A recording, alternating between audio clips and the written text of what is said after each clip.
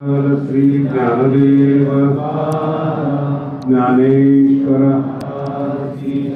आता विश्वात्मके देवे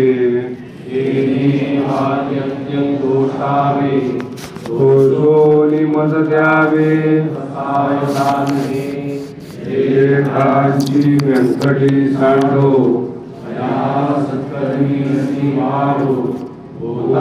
परस्परे पडो मैत्रिवांचे विश्व स्वधर्म सूर्य पाहो जो देवांची तो लाभो वर्षत सकळ मंगळी ईश्वर निष्ठांची मानली आली अनवरत भूमंडळी वेदोदया भूला सदा कल्पतरुचे आरव चेतना चिंतामणीचे गाव भूलगिरीचे अर्णव शांती चंद्रमेचे अहारक्षण मार्तंडचे तापहीन ते सर्वाही सदा सज्जन सूर्ये होतु किंबहुना सर्व सुखी पूर्ण होई तिही लोकी वयोवाई कृती अखंडित आणि रथोपजीवे श्री श्री लोकी दृष्टादृष्ट विजय भवानी एक मने श्री विश्वेश्वर आहुईल मान पसावो एनेवरे ज्ञानदेव सुयाधारा एनेवरे ज्ञानदेव सुयाधारा एनेवरे ज्ञानदेव सुयाधारा कुंडलीक वरदे हृदय श्री ज्ञानदेव ज्ञानेश्वर महाराज की जय सद्गुरु भगवान बाबा की जय। शब्दांच्या अरण्यामध्ये भरकटलेले दोन पक्षी त्यांचं मिलन जेव्हा सूर्याचा उदय होतो तेव्हा होतो। हा महत्वाचा विषय आणि चांगला विषय आहे। हा विषय अजून विस्तारित करण्याच्या अगोदर शब्दांच्या असकडीचा विषय समजणं थोडंसं जास्त गरजेचं आहे। त्याची सुरुवात थोडीशी कालच्या बोलण्यामध्ये केली होती की वाघ देवता प्रसन्न होत नाही। श्रीमंती आहे, त्याच्यापेक्षा सत्ता आहे, त्याच्यापेक्षा शरीर संपत्ती आहे, पण या जगात या तिघांनाही वाघ प्रसन्न होत नाही, वाणी प्रसन्न होत नाही। मनुष्य धनाने अमर नसतो कधी। 5000 वर्षांमध्ये किती राजे जन्माला आले जे आजही राजाच्या कुळामध्ये आहेत, त्यांना सुद्धा 10-15 पिढीचे राजे आठवत नाहीत, त्यांचे बापदादे। पण वाल्मिक हा कुणाचा नातेवाईक नाही। आज वाल्मिकाची वंश परंपरा नाहीये। वाल्मिकाच्या बाबतीमध्ये कोणाला आजही जातीवाद करता येत नाहीये। तरी देखील वाणी प्रसन्न झाल्यामुळे रामायण सगळ्या जातीमध्ये, सगळ्या धर्मामध्ये, सगळ्या पृथ्वीवर ते लोकप्रिय आहे। त्याचं कारण आहे ती वाणी आहे। आणि ही वाणीची जी शक्ती आहे, अद्भुत शक्ती, ती जगात कोणालाही मिळत नाही। पुन्हा पुन्हा आपण फक्त रामायणाचंच नाव घेतो, पुन्हा पुन्हा आपण महर्षी व्यासांचंच नाव घेतो, वेदव्यास म्हणतो, तिसरा लेखक आठवतच नाही। आणि महाराष्ट्र म्हटले की ज्ञानेश्वर महाराज गाथा, हे दोनच का 700 वर्षांमध्ये, 725 वर्षांमध्ये मराठी भाषा एवढी बोलली जाते, हे दोनच का? याचं कारण या दोघांनाच वाणी प्रसन्न आहे, तिसऱ्याचं नाव नाहीये। मग जर राजकारण असेल तर तिथला राजा वेगळा, आणि त्या राजाच्या कर्तृत्वाचा पोवाडा जरी गायचा असला तरी त्याला वाणी लेखकच पाहिजे। मनुष्य मोठा आहे हे सांगण्याकरता सुद्धा वाणी ज्याची चांगली तोच माणूस लागतो, बाकी चालत नाही। कळायला थोडं जड आहे, पण ऐकून घ्या. तुम्हाला जर सांगितलं ना की याचे दुर्गुण काढा, प्रत्येक जण दुर्गुण काढेल. हा माणूस कसा खराब आहे एका मिनिटात सांगाल तुम्ही. उलट आम्हाला म्हणावं लागेल तुम्ही थोडं थांबा, 1 तास झालाय, तुम्ही माणूस वाईट कसा आहे ते सांगताय, खोटं कसा बोलतो, चारित्र्यहीन कसा आहे, सत्तेचा दुरुपयोग कसा करतो, सगळं तुम्ही सांगाल. त्याच्या विरोध जर तुम्हाला मी म्हटलं की हा माणूस चांगला आहे याचं वर्णन करा, एकाही माणसाला जमणार नाही. एकाही माणसाला चांगला आहे, चांगला आहे. दुसरा शब्द चांगला म्हणायचंय म्हणून म्हणायचं, चांगला मानायचं नाही. एक सभ्यता आहे. स्टेजवर बसल्यानंतर एकमेकाला सगळंच कुठाने माहिती असतात सगळ्यांचे, पण पब्लिक समोर बोलताना थोडस खूप चांगले आहेत, उदार हृदयाचे आहेत, मोठे आहेत, आणि स्टेज संपल्यानंतर काय होतं प्रत्येकाला माहिती. चांगलं वर्णन करण्यासाठी वाणी प्रसन्न लागते. तुम्ही प्रवचन ऐकले ज्ञानेश्वरीचे, लक्षात राहिलं नाही म्हणून सांगू शकता, पण ते कसं आहे हे सांगू शकत नाही. याचं कारण बौद्धिक दुर्बलता आहे. सिद्धांत ग्रहण करण्याची क्षमता नाही. वाराणसी विद्यापीठाचं वाक्य आहे, श्रुतम मे गोपाय, ऐकलेलेचं रक्षण होवो, नाही रक्षण राहत. खूप सुंदर सुंदर वाक्य उपनिषदामध्ये दिसतात, छोटे छोटे. मुळात चांगलं ऐकायला मिळत नाही, चांगलं ऐकलेलं लक्षात राहत नाही. ज्यांनी चांगलं सांगितलेलं आहे त्याच्याबद्दल श्रद्धा राहत नाही. अवघड विषय, किती जमतंय किती लक्षात राहतंय प्रयत्न करा. शाळेत सगळेच जातात, विचारत त्यांना 5वीला कोणता धडा होता, 8वीला कोणता धडा होता, नाही लक्षात राहत. काही दिवसांनी ज्यांनी ME डिग्री लावलेली त्याला विचारा, 4 पेपर होते त्यात कोणते पुस्तकं वाचले ते सुद्धा लक्षात राहत नाही.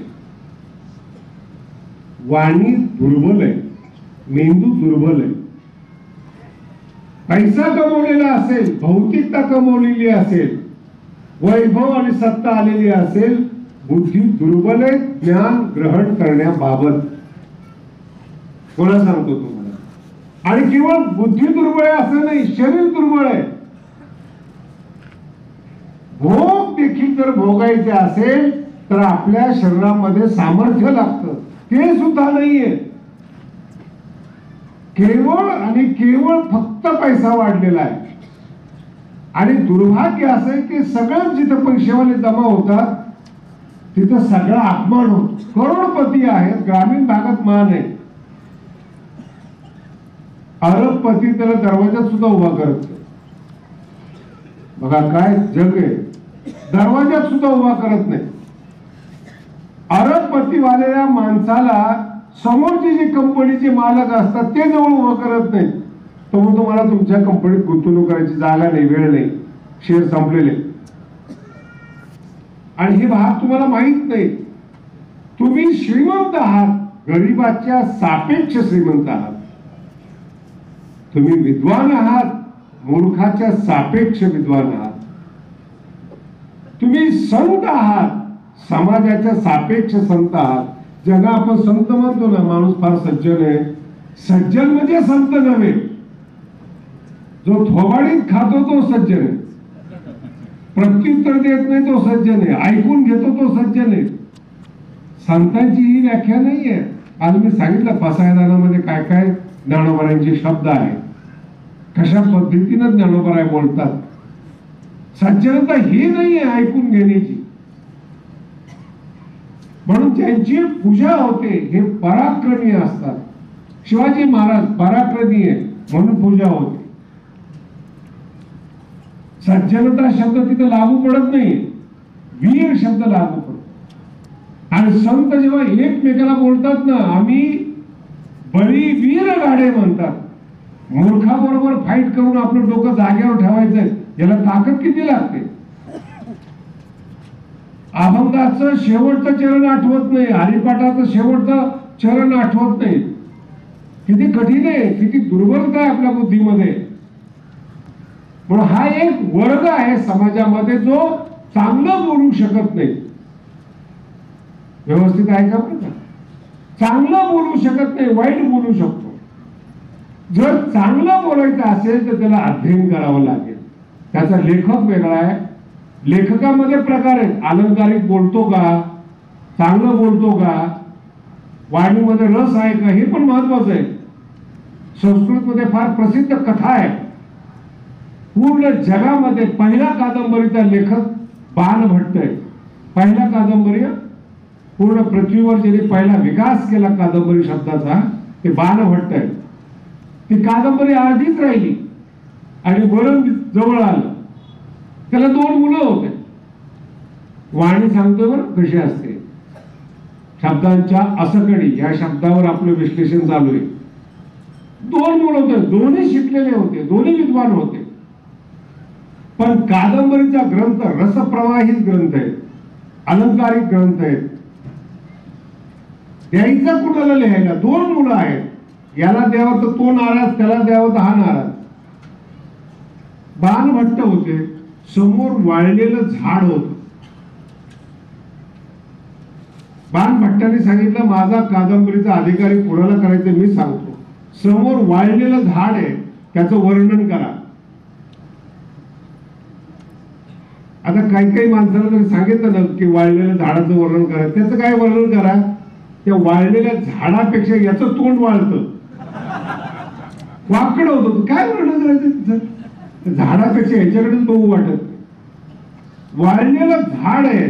वाणी जर सुंदर असेल ना, वाळलेल्या झाडातून सुद्धा रस निर्माण होऊ शकतो. याला कवी म्हणतात.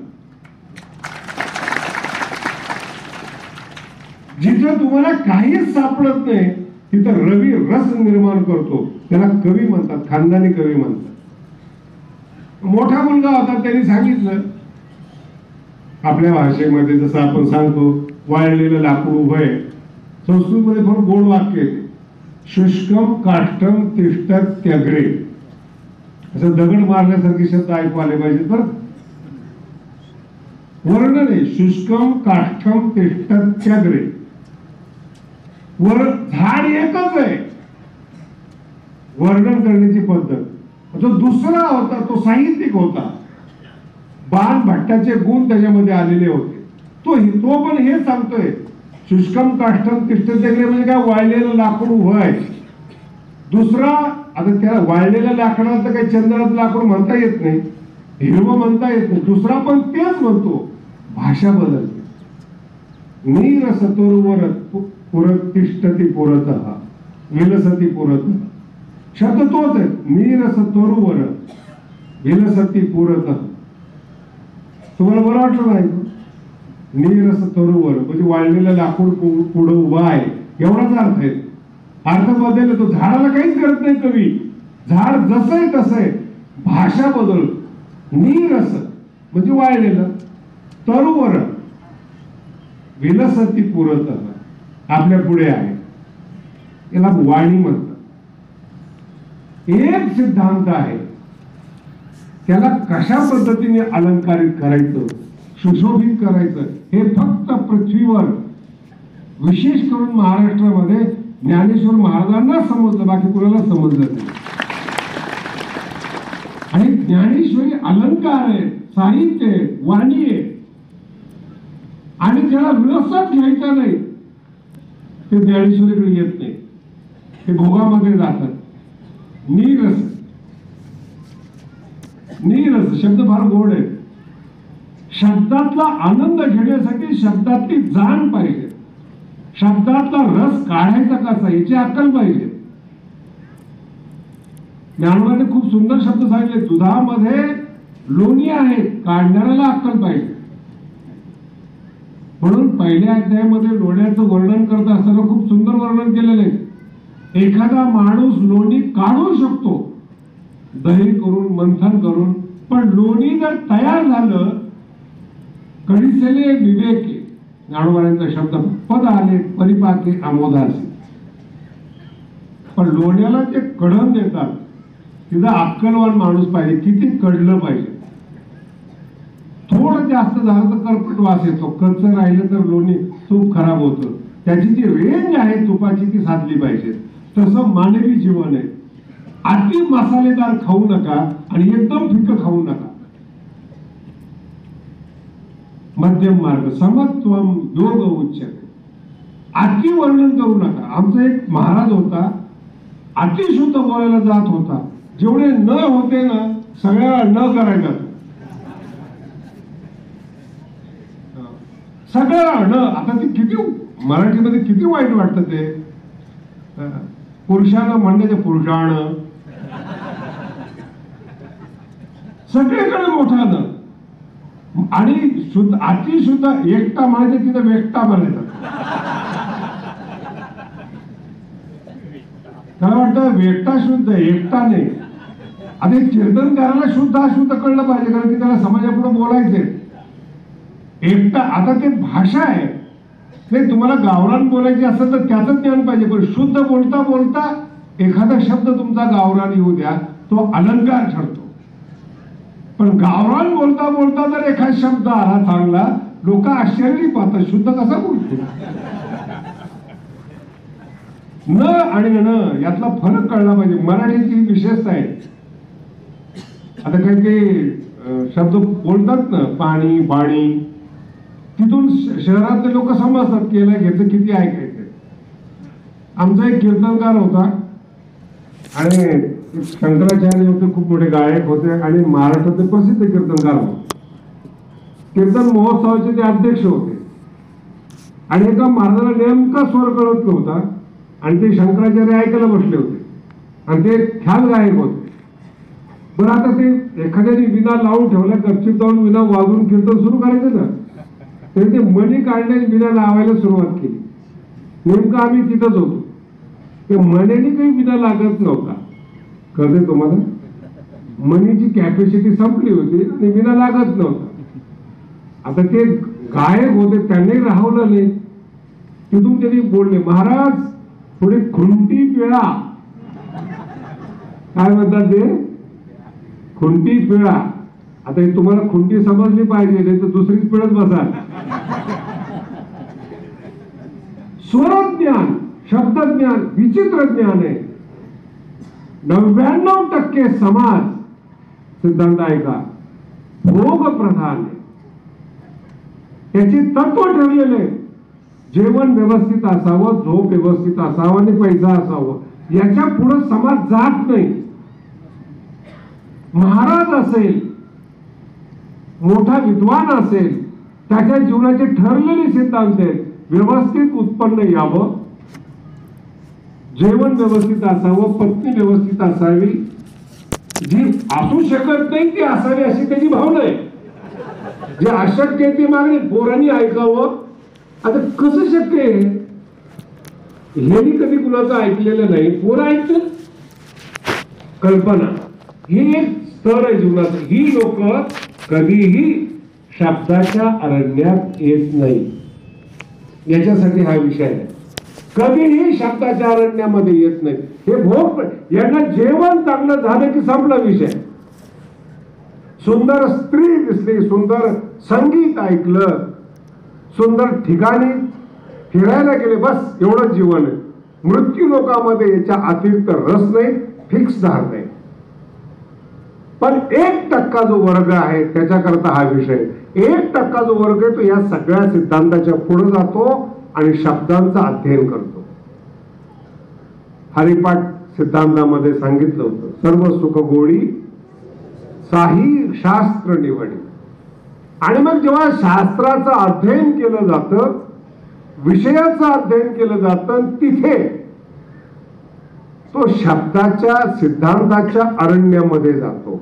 हा वर्ग वेगळा आहे. हा 1% आहे, पण हा वर्ग वेगळा आहे. यांच्यात वेगळीच भांडणे आहेत. संसारात धनावरून भांडणे आहेत, स्त्रीवरून भांडणे आहेत.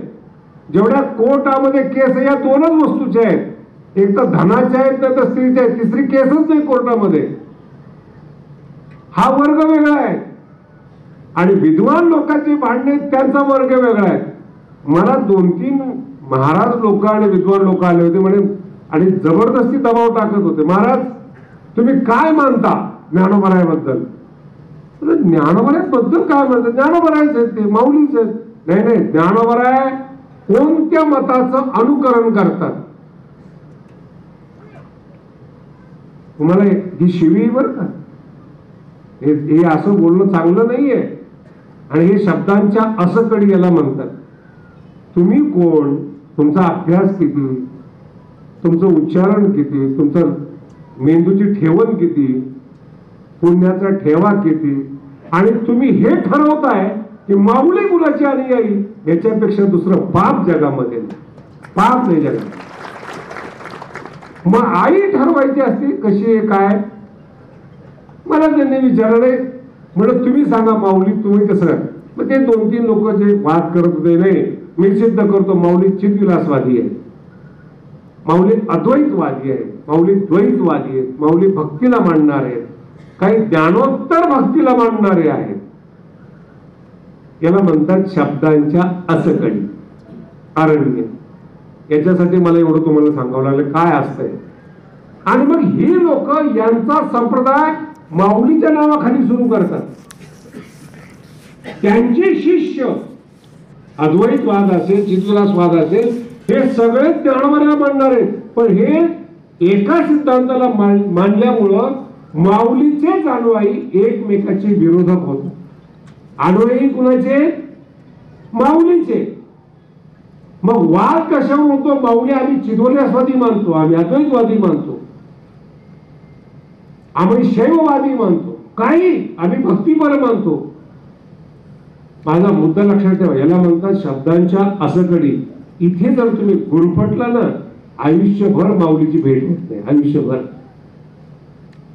माऊली कोण आहेत तुम्ही कसं काय करणार? हे जीव, बोल ना, हे जीव जंतुसी केळीकडे, हरिपाठाचा शब्द आहे. हे जीव जंतुसी, म्हणजे म्हणून मी सांगितलं सज्जन वेगळा आहे, संत वेगळे. संत बोलल्याशिवाय राहत नाही, बोललेलं लागत नाही, याचं कारण तुम्हाला कळत नाही. ते जीव तीर्थीला प्रमाण नेनवे वेदासी, ते जीव जंतुसी केली कळे. ज्ञानोबराय ओव्याचे अर्थ कळत नाही, हरिपाठ कळत नाही, आणि आपण ज्ञानोबराय कोणत्या मताचे पुरस्कर्ते हे बोलावं आपण समाजामध्ये. पाप आहे शब्दांच्या असकडी. हे अर्धाच तुकडा आहे बरं का, कालपासून चालू आहे. तुकडा सुद्धा पचत नाही, याच्यावर तर विश्वास ठेवा. 99% वेगळा समाज आहे, आणि जो 1% शब्दाचा अभ्यास करणार आहे तो वेगळा समाज आहे. तो सुद्धा शब्दांच्या अरण्यात भटकलेला आहे. एक कविता इतकी सुंदर आहे, ज्ञानोबराय सांगतात, सगळ्या पुस्तकांचा अध्ययन केला, अभ्यास केला, सगळ्या ठिकाणी फिरलो, नायकीचे फळवियाची वार्ता. एक तुकडा आहे, किती सुंदर आहे पहा. आणि ओवी खूप सुंदर आहे, ऐकून घ्या, म्हणजे तुम्हाला शब्दांच्या, आणि हे कळलंच पाहिजे ज्ञानोबराय काय आहे. अहो बोलाची राणी हिंडता,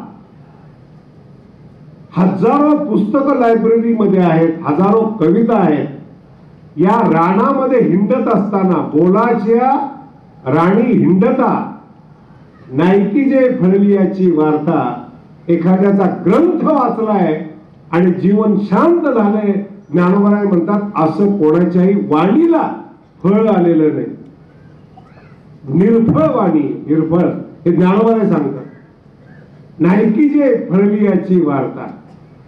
आणि काल तुम्हाला ज्ञानोबरायांची ओवी सांगितली, जो शब्दात न येणारा देव आहे तो शब्दात येतो, तो देव होय शब्दाचा चमत्कार होईल, ज्ञानोबराय म्हणतात. काय ज्ञानोबरायांचे शब्द आहेत. म्हणून बोलणीयाची राणी हिंडता, शब्दांच्या असकडी. भेद नदीच्या दोन्ही थडी. पुढचा शब्द एवढा विशेष नाही, भेद म्हणजे हाच भेद की ज्ञानोबराय कोण आहेत. अरे ज्ञानोबराय म्हणतात आपुली आपण करा सोडवून.